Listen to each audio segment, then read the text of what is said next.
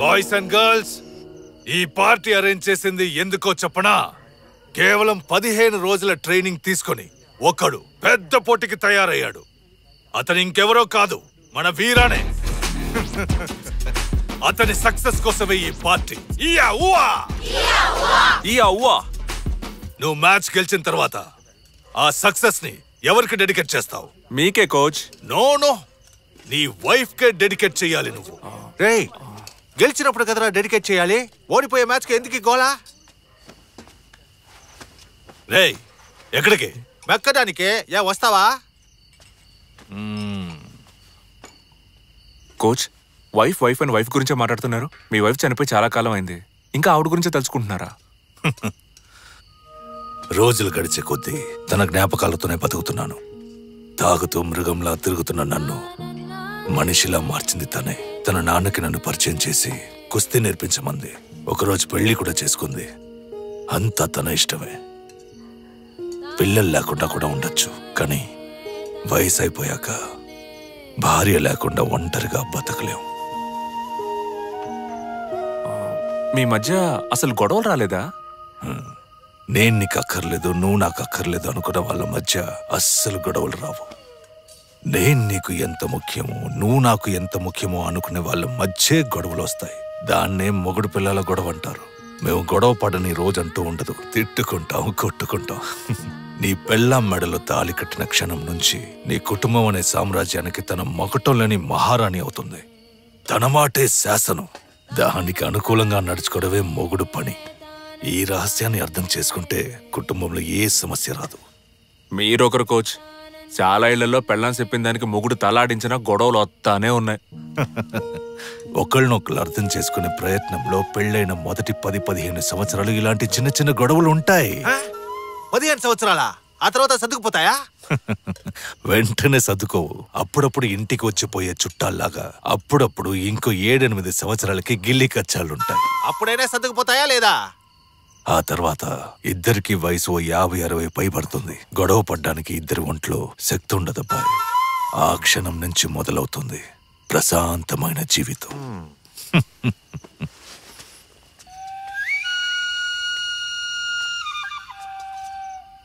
60 ఏళ్ల తర్వాత కలిసి బతికితే ఏంటి, చస్తాయి ఏంటి? కుస్తీ నేర్పించమంటే కూర్చోబెట్టి ఓతగా క్లాస్ పెగుతున్నాడు. సిగ్గు లేకుండా నువ్వు వింటున్నావు.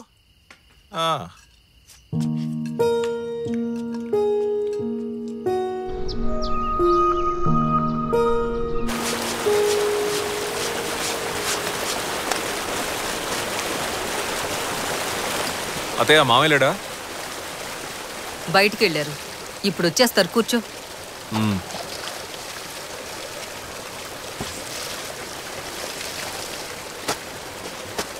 పోటీ రేపేనా వీరా? అవునత్తయ్య, రేపే. ట్రైనింగ్ బాగా జరిగిందా? అదెందుకు అడుగుతావులే అత్తయ్య, దోవల తీర్చేశాడు. చాలని మొత్తుకున్న కోచ్ వదలలేదు. హెవీ వర్కౌట్, చేతులు కళ్ళు బాగా పట్టేసే అత్తయ్య. నువ్వెంత ట్రైనింగ్ తీసుకున్నా తనని గెలవడం కుదరదు. అలాంటప్పుడు ఎందుకు కష్టపడ్డాం? స్ట్రైట్ గా మ్యాచ్ గా వెళ్ళిపోవచ్చు కదా. ఏందత్తయ్య, నేను ఓడిపోతానని ఫిక్స్ అయిపోయావా? నువ్వు ఎప్పుడైతే నీ పెళ్లంతో పోటీ పడాలనుకున్నావో అప్పుడే ఓడిపోయావు. మీ మావయ్య బుద్ధి తక్కువ పనిచేస్తుంటే ఆయన మాట విని నువ్వు తప్పు చేస్తే ఎలా? ప్రపంచంలో ఏ మొగుడైనా తన పెళ్లంతోనే పోటీ పడాలనుకుంటాడా? మీ మగాళ్ల దృష్టిలో ఆడదంటే నోరు మూసుకుని మీరు చెప్పిన దానికల్లా గంగిరెద్దులా తలాడిస్తూనే ఉండాలి కదా. నాకు తెలియక అడుగుతాను, ఆడద లేకుండా మీరు బతకగలరా? చచ్చే వరకు ఆడదాని మీదే ఆధారపడతారుగా. పెళ్ళయ్యే వరకు అమ్మ అనే ఆడది, పెళ్ళైన తర్వాత పెళ్ళం అనే మరో ఆడది. నువ్వు అడగొచ్చు, ఆడాళ్లు మగాళ్ల సాయం లేకుండా బతకగలరా అని. ఎంతో మంది ఆడాళ్లు మగాడి సాయం లేకుండా ఒంటరిగానే పిల్లల్ని పెంచి పెద్ద చేశారు. కానీ మగాళ్ళు వెంటనే ఇంకో పెళ్లి చేసుకుంటారు. అడిగితే మా కోసం కాదు పిల్లల కోసం అంటారు. ఏ ఆడిపిల్లలేగా, పెంచలేడా? పెంచడు. ఎందుకంటే ఆడికి పెంచడం చేత కాదు. అసలు పెళ్ళెందుకు కనిపెట్టారో తెలుసా? ఏ మగాడైనా స్వార్థపరుడే. ఆడి గురించి మాత్రమే ఆలోచిస్తాడు. ఆ తప్పు ఆడి చేయకూడదని మిగతా వాళ్ళ గురించి కూడా ఆలోచించాలని ఈ పెళ్లిళ్ళు కనుక్కున్నారు. అప్పుడు ఆడి జీవితంలోకి ఒక ఆడదొస్తుంది, పిల్లలు వస్తారు. వాళ్ల కోసమే బతకడం మొదలెడతాడు. అది వాడికి భారమే. కానీ ఆ భారాన్ని కూడా మొయ్యలేకపోతే వాడి బతుక్కో అర్థమే లేదయ్యా. నీకో విషయం చెప్పనా? నీ పెళ్ళం ఒక రెజ్లర్ అని మనం పెళ్లి చూపులకి వెళ్ళిన రోజే నాకు తెలుసు.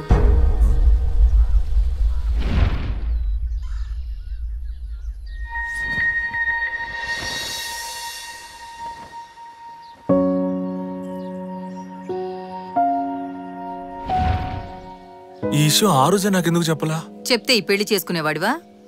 కీర్తి లాంటి ఒక అమ్మాయి నీ జీవితంలోకి వస్తే నీ లైఫ్ మారుతుంది, నువ్వు మారుతావని ఆశపడ్డాను. అందుకే నీకు చెప్పలేదు. వీరా, ఒకరోజు నువ్వు ఇంట్లో లేనప్పుడు కీర్తిని నేను గుడికి తీసుకెళ్లాను. రెస్లింగ్ ని పూర్తిగా మర్చిపోయావా? 48 రోజులు ఒక విషయాన్ని వదలకుండా చేస్తే వాళ్ళకి అది అలవాటైపోతుందంటారు. 15 సంవత్సరాలుగా రెస్లింగ్ మాత్రమే నాకు తెలుసు. ఎలా మర్చిపోమంటారు? అయితే మరి ఈ జీవితం ఎందుకు కావాలనుకున్నావు? మనమందరం కుటుంబానికి కట్టుబడిన వాళ్ళం. కుటుంబమా కెరియరా అన్న చాయిస్ వచ్చినప్పుడు కుటుంబాన్ని చూస్ చేసుకున్నాం మనం. నువ్వు చెప్పేది నిజమే, కానీ జీవితంలో ఏదైనా సాధించాలనుకుంటే కుటుంబం గురించి అంత ఆలోచించకూడదు. దేన్ని పట్టించుకోకుండా ముందుకెళుతూనే ఉండాలి. ఆలోచించడానికి ఇది బాగుంటుంది. మిగతా దేశాల్లో ఆడాళ్ళు పోటీలో విన్ అవడానికి ఆపోజిట్ ప్లేయర్స్తో తలపెడితే సరిపోతుంది. కానీ ఇండియాలో మాత్రం ముందు ఇంట్లో వాళ్లతో ఫైట్ చేసి గెలవాలి. దాంతోనే సగం జీవితం అయిపోతుంది. ఇంకింట్లో వాళ్ళని ఒప్పించడానికి మిగతా సగం అయిపోతుంది. ఈ లైఫ్ మరి నీకు నచ్చుతోందా? నాకు ఆయన నచ్చారు. చూడు వీరా, నీకెంతో అదృష్టం ఉంటే కానీ ఇలాంటి భార్య దొరకదు. తనతో కలిసి బతుకు. కాదని మీ మామయ్య మాటలు విన్నావనుకో, జీవితంలో నష్టపోయేది నువ్వే. అతయ్య, నువ్వేనా మాట్లాడేది? నేనేం చదువుకున్నాననుకుంటున్నావు? 4వ తరగతేగా. BA in English literature. అబద్ధాలాడే మా బాబు మీ మామయ్య కట్టబెట్టాడు. రేపేగా మ్యాచ్. చూసుకుందాం. కేరళనా ఏపీయా? సరే మాట్లాడదాం. ఉంటానా? అల్లుడు ఎప్పుడొచ్చావు? ఇప్పుడే వచ్చాను మామయ్య. కాఫీ ఏమైనా వచ్చిందా? వద్దు మామయ్య, నేను బయలుదేరతా. ఏంటి అల్లుడు కాఫీ ఇవ్వకుండా ఏం చేస్తున్నావే? మాట్లాడుతున్నాను. నువ్వు పెద్ద సిస్టరో మాట్లాడుతున్నావు. పోయి కాఫీ తీసుకురాపా.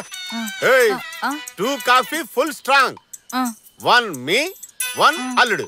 అల్లుడు కాఫీ ఫుల్ షుగర్, నా కాఫీ నో షుగర్. అర్థమైందా? పోయి తీసురా. అర్థమైనట్టు తలాడించేసి లోనికి వెళ్ళి షుగర్ కూటించేకు. అసలే షుగర్ పొగలనంత ఉంది. ఏట్రా కొట్టం.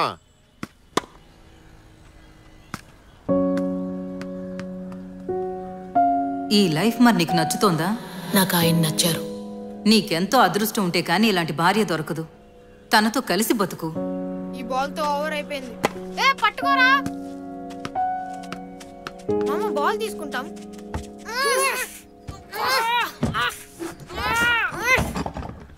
రే ఇటు రారా. చిట్టిగా లాగండ్రా. రే, ఏంట్రా అల్లరే? రీ రండ్రా వెళ్ళిపోదాం. మామ వచ్చాడు. సారీ మామ, కింద పడిపోయాయి.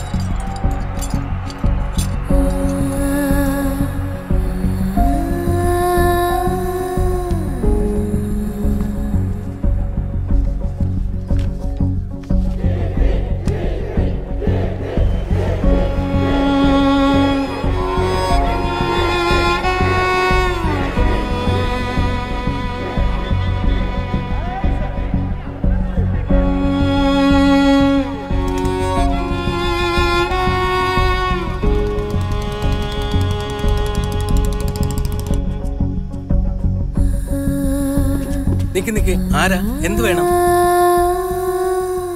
సార్, నా వైఫ్ లోన్ ఉంది. ഇവിടെ പെണ്ണുങ്ങൾ പ്രാക്ടീസ് తనని ചെയ്യുന്ന కలవాలి. పుറത്തുള്ളവർക്ക് ഇവിടെ ఒకసారి మీరు ప్రవేశనమిല്ല. వెళ్ళి చెప్పండి. ഇവിടുത്തെ നിയമങ്ങളൊക്കെ మేనేజర్తో മനസ്സിലാക്ക് സാർ. మేనేజర్తో എല്ലാവർക്കും చెప్పండి ഇവിടെ ప్రాబ్లం. సార్, నా వైఫ్ కీర్తి లోన్ ఉంది. తనని కలవాలి. నేను లోపలికి రానివ్వట్లా. ఓ, నువ్వే కీర్తి హస్బెండా? అవును సార్. నువ్వు ఇక్కడే ఉండు, నేను కీర్తికి ఇన్ఫార్మ్ చేస్తా. అలాగే సార్.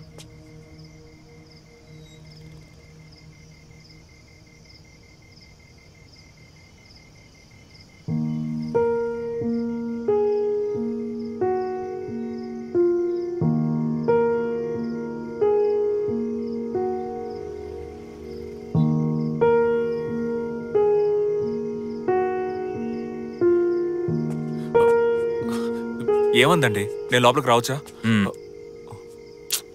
కీర్తికి నిన్ను మీట్ అవడం ఇష్టం లేదంట. నువ్వు మగాడివైతే పోటీలో గెలవమంటుంది. ఇక బయలుదేరు.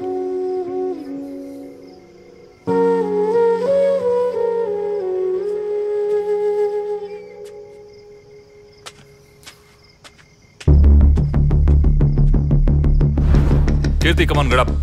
Let's practice. ప్రాక్టీసా? ఇప్పుడా? No chance. I cannot. I am so tired. See, Anu has come. అయ్యో, దయచేసి వదిలేయండి. నేను ఇంటికి వెళ్ళాలి. ఓకే.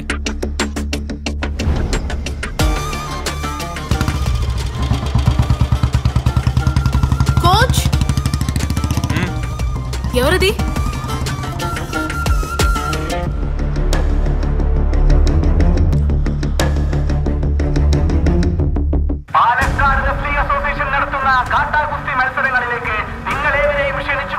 పాలకాట్లో జరగబోయే మట్టి కుస్తీ టోర్నమెంట్ లో భార్య భర్తల మధ్య పోటీ గురించి ప్రజలు ఏమనుకుంటున్నారో చూద్దాం. వీరకీర్తి పోటీ గురించి మీ అభిప్రాయం ఏంటి? కలి ప్రభావం ఇది, ఇంకేమంటాం? మీ అభిప్రాయం? జీవితమే ఒక కుస్తీ పోటీ. మా మగజాతి విడుదల కోసం పోరాడి ఏకైక వీరుడు వీరానే. ఆయన గెలిచాడంటే తిరుపతికి నడుచుకుంటూ వెళ్లి గుండు కొట్టించుకుని హుండీలో 10 రూపాయలు వేద్దామని మేమందరం మొక్కుకున్నాం. ఆడా మగ అనే డిఫరెన్స్ లేదు. చివరికి గెలిపేవరితో చూద్దాం. అమ్మాయిలు అన్నింటిలో సమాన హక్కులు కావాలంటున్నారుగా, అయితే వచ్చి పోటీ పడమని చెప్పండి. ఎండోళ్ళు దాని పిల్ల నోట్ మూసుకుని పడుండాలి. చూసుకుందాం. అమ్మాయిలు తిరిగి కొట్టడం నేర్చుకున్నారు. ఇక మగాళ్ళ కథ అంతే. వంద మాట్లాడొచ్చు. ఎవడేమన్నా ఆడది మగాడి కిందే. ఇక మాటలు లేవు. ఏమున్నా స్టేడియంలో చూసుకుందాం. It's very interesting news. We are waiting. Let's enjoy. భార్యాభర్తల మధ్య జరిగే కుస్తీ పోటీలో ఎవరు గెలుస్తారా అని జనం ఆతృతగా ఎదురు చూస్తున్నారు. అమ్మాయిదే గెలుపు. తప్పకుండా అమ్మాయే గెలుస్తుంది. వీరాదే గెలుపు. కీర్తి, కీర్తి, వి ఆర్ కీర్తి ఆర్మీ. కేరళలో మట్టి కుస్తీ పోటీలు గత 100 ఏళ్లుగా జరుగుతూనే ఉన్నాయి. ప్రాచీనమైన ఈ మట్టి కుస్తీ పోటీ ఈ మట్టికే మనం ఇచ్చే మర్యాద లాంటిది. ప్రేక్షకులందరూ ఎంతగానో ఎదురు చూస్తున్న ఈ మట్టి కుస్తీ పోటీలు మీ ముందు ప్రత్యక్ష ప్రసారంతో పాటు మరికొద్ది సేపట్లో ప్రారంభం కానున్నాయి. Come on, claps. మన అకాడమీ తరపున కుస్తీ అభిమానులందరినీ ఆహ్వానిస్తున్నాము. 50కి పైగా ప్లేయర్స్ పాల్గొనబోయే ఉత్కంఠభరితమైన 32 పోటీలు జరగనున్నాయి. చివరిగా జరగబోయే స్పెషల్ కేటగిరీ పోటీ ఒక భార్యాభర్తల మధ్య. ఇదిగో మొదటి రౌండ్ స్టార్ట్ అవబోతోంది. మొదటి రౌండ్లోనే మన బలాన్ని వాడి ప్రత్యర్థిని అటాక్ చేస్తూ ఇదిగో నేలకు పరిమాణాన్ని ఎత్తిపడేసే ప్రయత్నంలో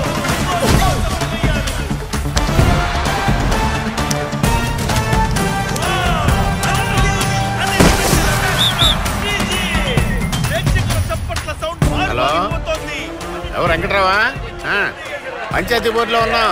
అల్లుడు మ్యాచ్ మొదలవుతుంది కదా, తొందరగా వచ్చారా?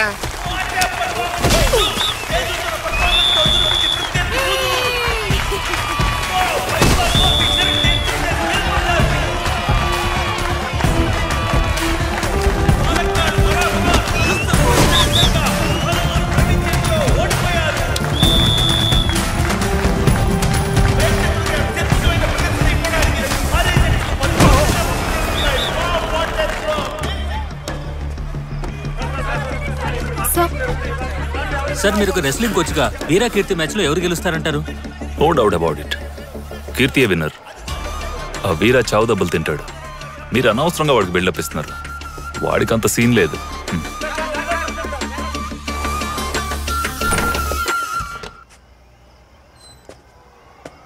కీర్తి,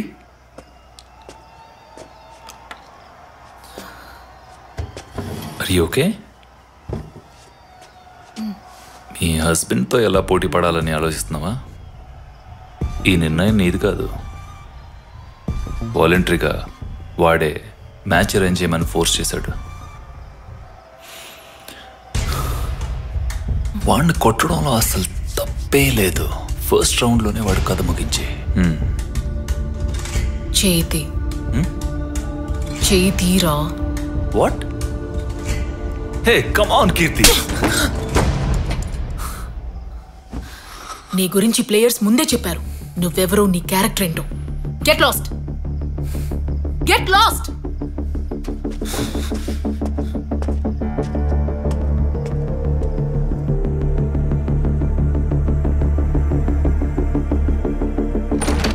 రిపోర్ట్ ఇప్పుడే వచ్చింది కదా సార్, నన్నేం చేయమంటారు? Any problem?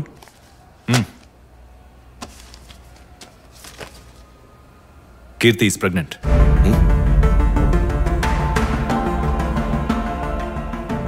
మ్యాచ్కి ముందు ప్లేయర్స్కి చేసే మెడికల్ ఫిట్నెస్ టెస్ట్లో మిస్సెస్ కీర్తికి ప్రెగ్నెన్సీ కన్ఫర్మ్ అయింది. ఇది కీర్తికి చెప్పారా? చెప్పలేదు. ఇప్పుడు ఏం చేద్దాం అనుకుంటున్నాం? ఇంకేం చేయగలం? మ్యాచ్ క్యాన్సిల్ చేయక తప్పదు. మ్యాచ్ క్యాన్సిల్ చేయాల్సిన పని లేదు. ప్లాన్ ప్రకారం మ్యాచ్ జరగాలి. నీకేమైనా పిచ్చా? ఏదైనా జరిగితే? There is no other option. Show must go on. వద్దు సార్, మ్యాచ్ ఆడితే స్ట్రెయిన్ అయ్యి అబార్షన్ అయ్యే ఛాన్సెస్ ఎక్కువ ఉన్నాయి సార్. ఇప్పుడు మ్యాచ్ జరగలేదంటే మాకు లక్షల్లో లాస్ ఉంటుంది. ఇక్కడికి వచ్చిన ఆడియన్స్కి ఎవరు సమాధానం చెప్తారు? ఇన్వెస్ట్ చేసిన స్పాన్సర్స్కి ఎవరు సమాధానం చెప్తారు? మీరు చెప్తారా? సార్, మీరు మాట్లాడేది బిజినెస్ గురించి, నేను చెప్పేది ఒక ప్రాణం గురించి. మొగుడు పిల్లలే కొట్టుకుని విడిపోతుంటే బిడ్డకి ఏమైతే ఏంటి డాక్టర్? ఈ పోటీలో ఏం జరిగినా అది నా బాధ్యత. అయినా మీరు సైలెంట్గా ఉండడం మంచిది. మీరు చెప్పిందలా సైలెన్స్. చెప్తుంటే బుర్రకెక్కట్లే. రా వెళ్దాం.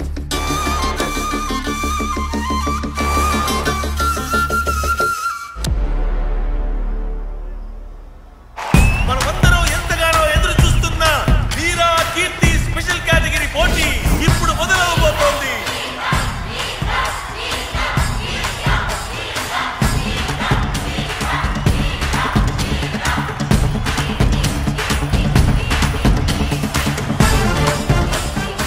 ఇంతవరకు వాళ్ళింటి 4 గోడల మధ్య వాళ్ళిద్దరి మధ్య జరిగిన కుస్తీ ఇదిగో ఇప్పుడు మీ ముందు మైదానంలో.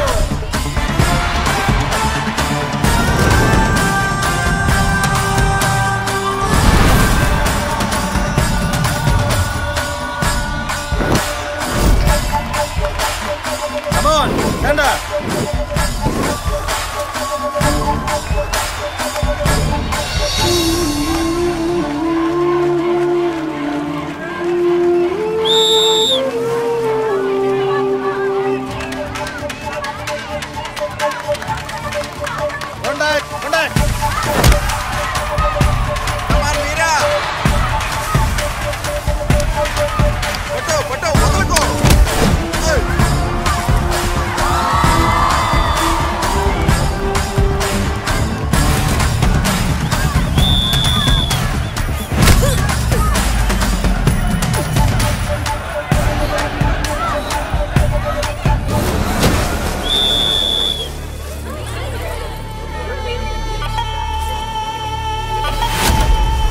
కీర్తి, కీర్తి, ఉండవే. కీర్తి, కీర్తి, కీర్తి ఏమైంది? కీర్తి,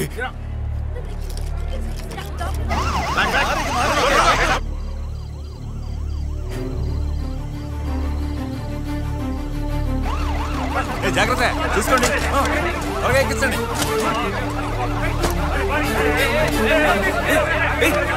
నన్నెందుకు అవుతున్నారా? నా పెళ్ళావురా, నేను హాస్పిటల్కి వెళ్ళాను. వదలండి రా, నన్ను